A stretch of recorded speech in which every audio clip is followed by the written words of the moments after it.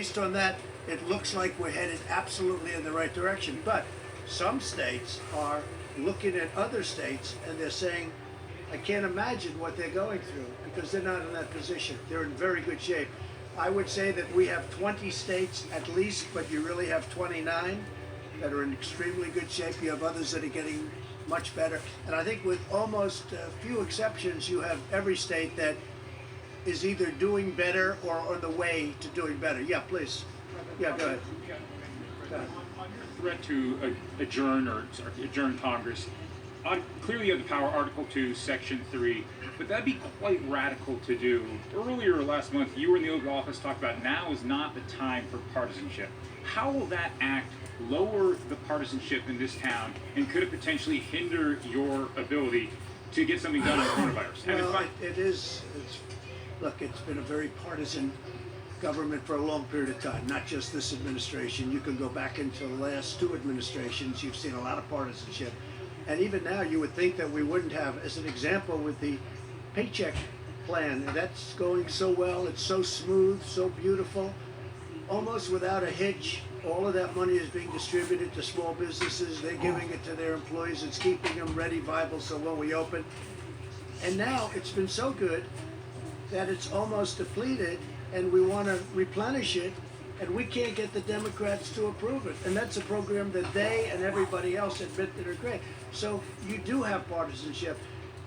We have been trying for years to get people approved for positions. People have left. One man left a law firm. One man left a big chain. It was a very successful executive. He left.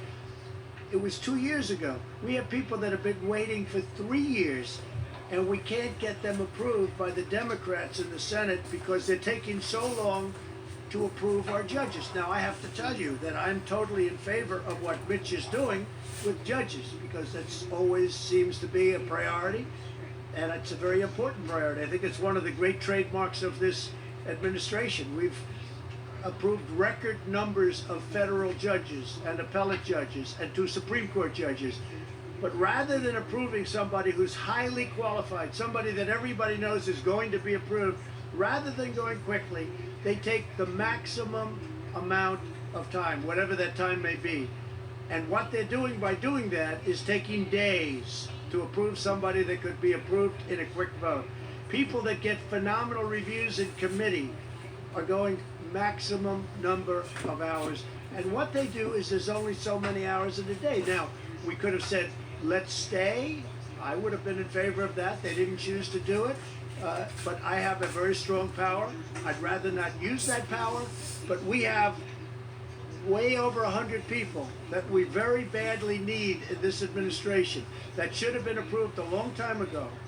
And one of them is the head of Voice of America. If you look at what they're doing and what they're saying about our country, it's a disgrace, the people that are running that. We have somebody that's really good, really talented, and that loves our country. And I want to get these people approved. That's one of many. We have professionals. Sonny, you've been waiting for, how long have you been waiting for the man that we're talking about coming in? 2.5 years. So Sonny Perdue just happens to be here talking about something else. So you've been waiting for one of the most important positions as Secretary of Agriculture is the position. It's distribution. We need it now. We're talking about shelves. We're talking about cupboards. He needs it. He's been waiting. He didn't know he was going to get this question. You've been waiting 2.5 years. The person is exceptional. That person left a very good job. And it's embarrassing to me. He'll say, do you think you'll get that man approved? He's been saying that to me for a long time. It's because of the Democrats. And what we're doing is, and I think anybody here would do it, judges are a priority. A federal judge who's going to sit for 50 years, potentially, a young judge going to be sitting for, that's always going to have to be a priority. But because they're taking so much time in approving they're trying to put us through the mill. That's, when you talk about partisanship, and it's never ever happened before. You can look at every administration in the history of this country. Nobody nobody has ever had hundreds of people not approved after 3.5 years. Go ahead, please. Timeline for that, though. If Congress doesn't act Well, by no, sir. when, do you Look, have a they date? know. They've been warned, and they're being warned right now. If they don't approve it, then we're going to go this route. And we'll probably be challenged in court, and we'll see who wins.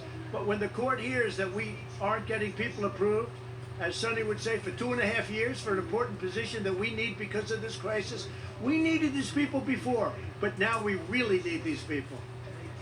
When you talk about, back to the numbers for a second, when you talk about the numbers, the jobless claims that are going to come out tomorrow, it's likely around 5 million more Americans putting their names in for unemployment benefits, but yet there are still a couple thousand people as well dying a day because of coronavirus. When you talk about opening up the American economy, or at least in parts now, how do you balance that decision out given both of those figures? Well, there has to be a balance. You know, there's also death involved in keeping it close. And I've gone over this with you, and I believe this so strongly. When you look at mental health, when you look at suicides, suicide hotlines which are exploding, people losing their jobs, when you look at drugs and people that didn't take drugs and now they're becoming drug addicted because they're going through a problem, they have no job, they have no money coming in, other than the money we're getting them. We've opened up the coffers to a large extent. We're helping people. This is why I wish the Democrats would help us a little bit with it, because they should. It's purely partisan what they're doing, and it's bad for our country. But you know, there is death by having this strongly closed country. We have to get back to work. With all of that, start with states and with governors that have done a great job, and they're going to open it up as they see fit, and we're going to be right behind them, and we're going to be working, we're going to be supplying them with things if they don't have them. We want them to have them. We're going to be helping them with ventilators after this is over so that they can't say, oh, the federal government. We want them to have, they've had a lot of options. Many of the governors have had a lot of options over the years to buy ventilators. They didn't choose to do it. So we're going to be helping them to fill up their stockpiles. We're going to have plenty. And as I said, I'm very proud to do it. We're going to be helping other nations. We're going to be helping Italy, Spain, France, other nations. And we're going to be helping them strongly. I think Russia is going to need ventilators. They're having a hard time in Moscow. We're going to help them. We're going to help other countries that need ventilators. We're going to have a lot. You see it with General Motors. You see it with other companies that are producing. We're going to have hundreds of thousands of ventilators, and it's a great thing to have. Yes, in the back, please. Is anybody freezing? You know, it's very cold out here, so we can leave early, right? Okay, a couple of more. Go ahead, please. Why do we have 20% of the world deaths from the coronavirus and we're only 4% of the world's population? Well, you don't know what you have. Do you think you're getting honest numbers from some of these countries?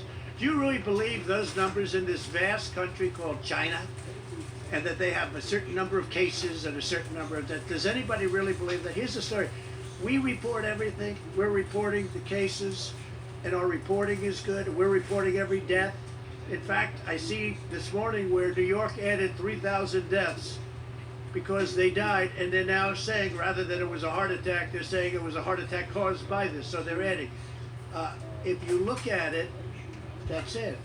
And everything we have is documented, reported. And what they are doing is, just in case, they're calling it this, and that's okay. That's okay. But we have more cases because we do more reporting.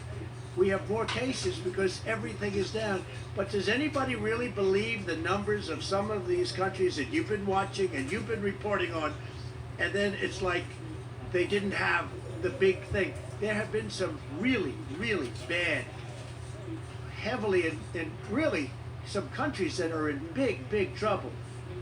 And they're not reporting the facts. And that's up to them. All I know is we report the facts, and we're a country that's getting better. John, go ahead. Mr. President, multiple sources are telling Fox News today that the United States government now has high confidence that while the coronavirus is a naturally occurring virus, it emanated from a virology lab in Wuhan. That because of lax safety protocols, an intern was infected, who later infected her boyfriend, and then went to the wet market in Wuhan, where it began to spread. Does that correspond with what you have heard from officials? Well, I don't want to say that, John, but I will tell you more and more we're hearing the story. and we'll see. When you say multiple sources, now there's a case where you can use the word sources, but we are doing a very thorough examination of this horrible situation that happened. Go ahead, please. In your many conversations with President Xi, Mr. President, did you ever discuss with him State Department concerns about lax safety protocols that had been reported to the State Department from the embassy in Beijing about that laboratory? I don't want to discuss what I talked to him about the laboratory. I just don't want to discuss it. It's inappropriate right now. Please go ahead in the back. Tim Arvia from Channel 9 Australia. There have been calls in our country for our Prime Minister Scott Morrison to make funding for WHO conditional on reforms to the organisation. Wanted to get your thoughts on that, and if you had any advice for Mr. Morrison. Look, I feel very badly about the World Health Organization, but it's been a tool of China. It's been, as I say, totally China-centric.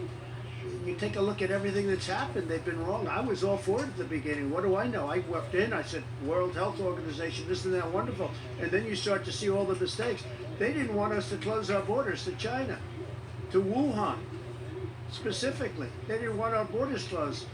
You take a look, Mike was there, we're all there, and they're criticizing me for closing the border. I did that very early. By the way, I did that very early while Nancy Pelosi was trying to have in San Francisco parties in Chinatown, because she thought it would be great. She wanted to show that this thing doesn't exist. These are people, I'll tell you, we have some politicians on the other side that don't know what they're doing.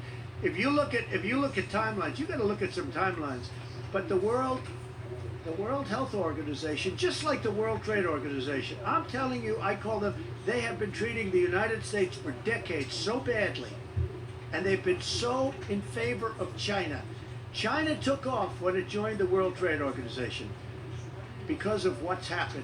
Think of it. They're considered a developing nation, and because they're and we're not. Well, we're a developing nation too in my book, okay? We're developing too.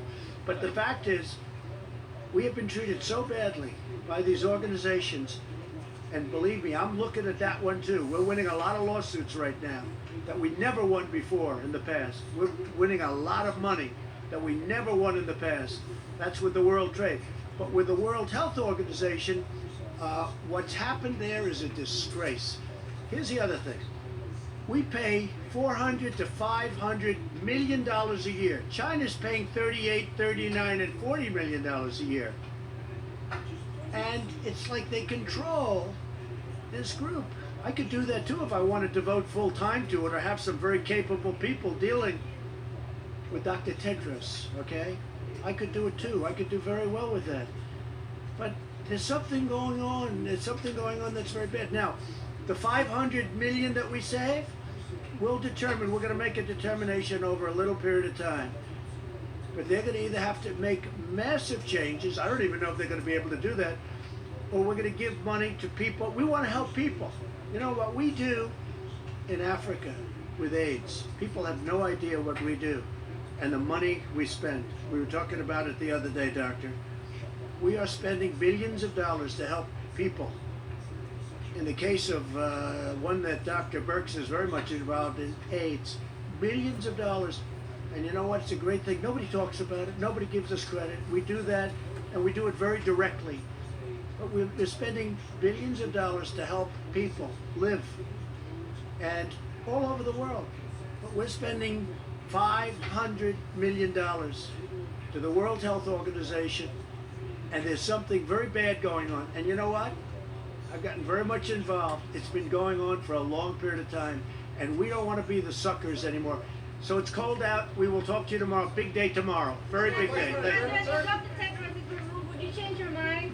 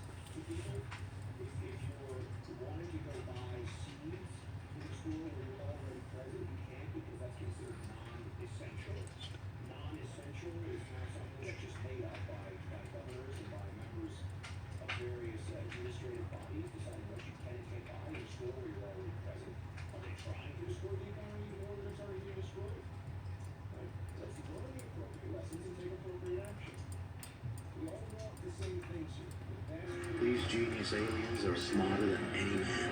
Who knows what game of chess they're playing with us? Oh, don't throw that out. I can sell it. It has an unstable gray hole inside. You're unstable gray hole. Nice. It feels like I'm the only Schlorpian who wants to escape this planet. What up? We're aliens. Make room at the table. You know, Terry, everyone in the neighborhood hates us. You've only got your peanut butter cookie. Oh, she's threatening us. I'm freaking out. Hey guys, cool headphones. What are you listening to? This table's for otters only. I can turn into a pod. No making odd people or any of that outer limit bullshit. Why are you dissecting your classmates? She was seeing the ones at school. I'm gonna beat you up really bad. Is Ashley gonna kick again? Just keep doing that until she's cool. Wow, it really is making her dumber. Can't believe humans drink this stuff. We can make people like us. Courtesy of Corvo. Oh my god, I can feel my legs! And these are kinda hard to control. You're welcome. We may be trapped on this world, on the brink of mass extinction, plagued by a species that destroys the environment, but at least we have each other. That's it. What I missed? I thought you weren't drinking his down any. These are adults. They love it. Good night, Mr. Janitor. Anything to do with this stuff? How to do where you from? Sticking up your What are we gonna do? I can't go to prison. I don't have a butthole. How will I smuggle in treats? You know what I do when I'm out of ideas? Cocaine. And then I get like a million ideas at once. This how to do where we from? We're unlikable, aren't we? We'll have to build new best friends. I'm Fun Bucket. Fun Bucket, I'm Corvo, and this is Terry, and we are your new best friends. You guys aren't gonna try to me, are you? No. With a different ripper, microphone gripping it. This how to do where they from?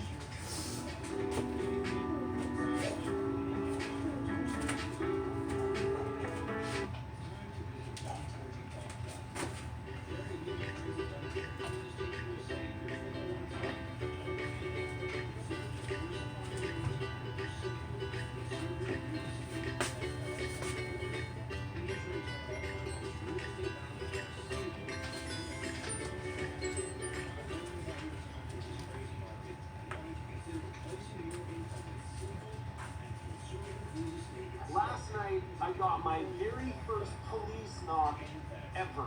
I've been in my van for 2.5 years now, and that's the very first time I've gotten a knock and been asked to move. So, and I understand why it happened. So let me explain the story. City van life, join the club, huh? The police knock. The dreaded police knock in the dead of night. Well, I'm amazed that he's been doing his channel as long as he has, living on the road and not had it until now. But now he joins the club. And I hear a knock on the side window. And my side window's got the covers on it. So I put on some clothes, came up. Oh yeah, put on your clothes. And there's a police officer right there. So Cruz came running to the window, straight up in the window. That's his adorable bulldog. And the police officer was livid. Nothing like opening up the window going, damn officer, how are you? So I pointed at her to come to the driver's side because it's just easier. Yeah, okay. And, walked across the front of the van, big smile on her face, and rolled down my window. She's like, hi sir, I'm sorry to bother you. She's like, I really like your travel companion. What's your name? I'm like, his name is All right. Will you marry me? She was saying, look, we've seen you around town a few times over the last month, so you've obviously been in the area. I know you're not causing any problems, you've been clearly pretty quiet.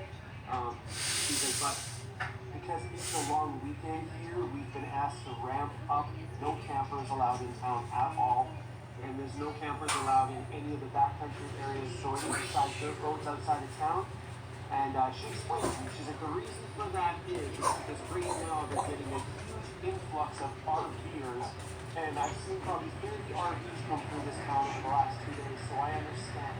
Everybody in the homes that's supposed to be staying at home are not. They're jumping in their campers, they've got their camper trucks with the trailers. All right, so everybody's heading for the outback, the Canadian outback, all right? I mean, that's, people are doing that. Get away from the cities, get away from the V, get further away from everything, and yeah, they're overwhelming and scaring all the people out in the hinterland. So, Chrome,